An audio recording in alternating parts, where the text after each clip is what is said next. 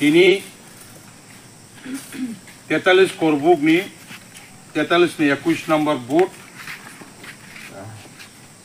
ত্রিপুরা মথা এবং সিপিএম দল টাকে 15 পরিবার 42 ভোটার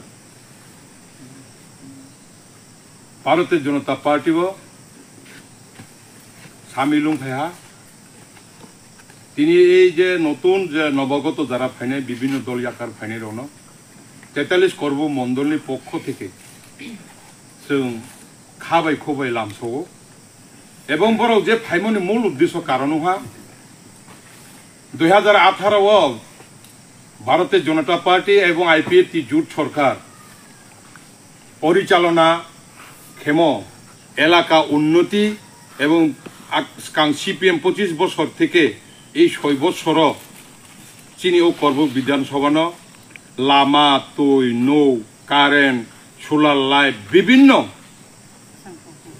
উন্নতি নুয়ে তিনি ত্রিপুরা মথা এবং সিপিএম দল আকারে ভারতের জনতা পার্টিও ফাইহা আবন বরণ অসংখ্য সংখ্যা ধন্যবাদ জানাইয়ে 43 করব মন্ডলের পক্ষ থেকে বরণ হামবাই জানাবো যত্ন নমস্কার।